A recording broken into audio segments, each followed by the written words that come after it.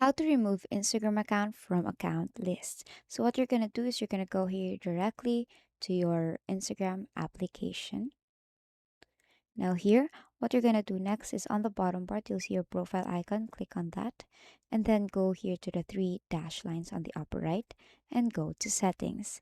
Now after clicking to settings, all you have to do is to scroll down, all the way down, up until you see log out account.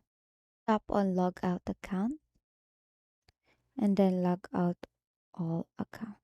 Now after logging out there, what you're gonna do next it will lead you here to your account list, right?